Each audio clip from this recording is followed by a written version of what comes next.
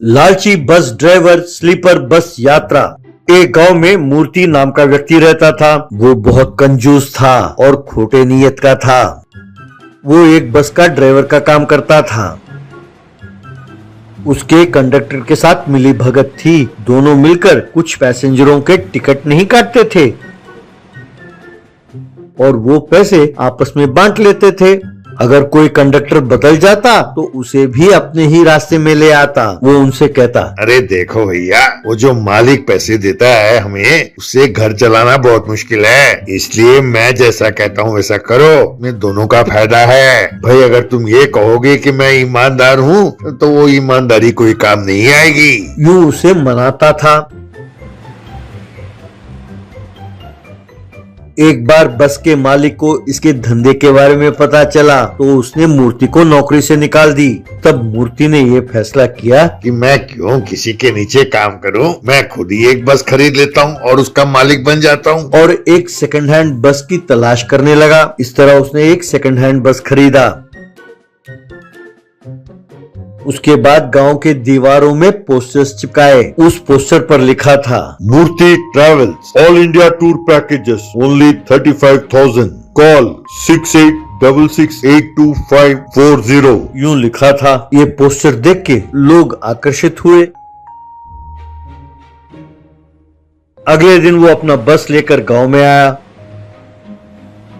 और बस के छत पर खड़े होकर गांव वालों से कहने लगा, सुनिए सुनिए सुनिए, ध्यान से सुनिए। कल से बहुत लोगों ने मुझे फोन किया। मैं हर एक से अलग अलग फोन में बात करने के बजाय यूं सोचा कि सबको एक साथ जवाब दूं। अगर आप इस बस के लिए 35,000 रुपए भरेंगे तो पूरे देश के तीर्थ स्थलों की यात्रा कराऊंगा। खाने और रहने का भी इंतजाम एकदम मुफ्त, और 5,000 ज्यादा दोगे तो उसे स्लीपर बेड भी मिलेगा, यानी आराम से लेटकर ऊपर आसमान में तारे देखते हुए सफर कर सकते हैं। तब एक औरत, पर ये क्या, बस में तो केवल बैठने की सीट है और तुम कहते हो कि भाई स्लीपर भी है। वो स्लीपर कहाँ है भैया? मूर्ति, अरे हैं बहन जी हैं। जिस दिन आप यात्रा करेंगे खुद ही देख लेंगे। आप लोग तुरंत पैसे भरिए और अपना सीट बुक कर लीजिए। भाई देर हो गई तो फिर ना कहना। और एक खास बात,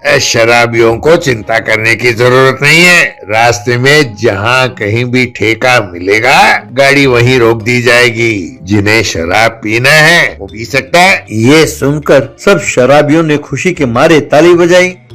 इस तरह लोग उसे पैसे भरने लगे।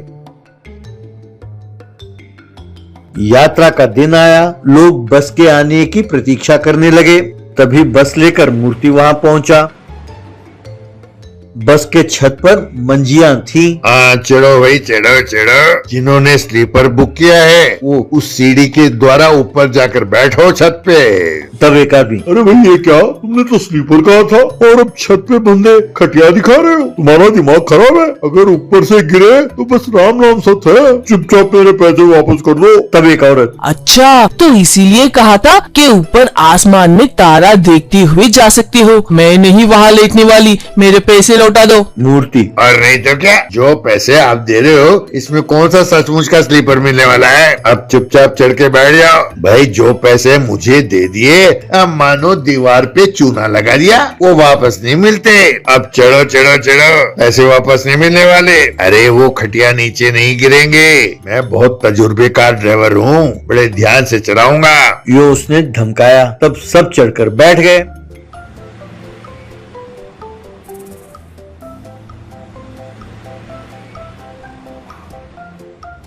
थोड़ी दूर जाने के बाद एक दारू की दुकान दिखाई दी।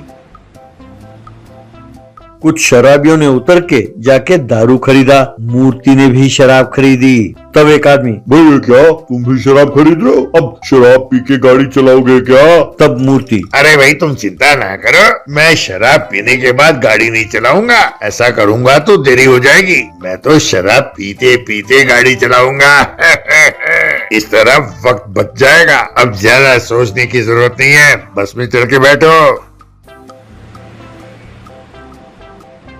शराब पीते हुए मूर्ति गाड़ी तेजी से चलाने लगा।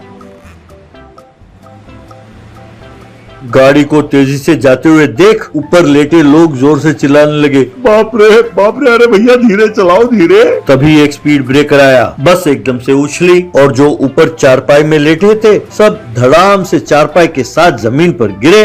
तब सभी यात्रियों ने मूर्ति को पकड़कर खूब मारा और उससे पैसे वापस ले लिए।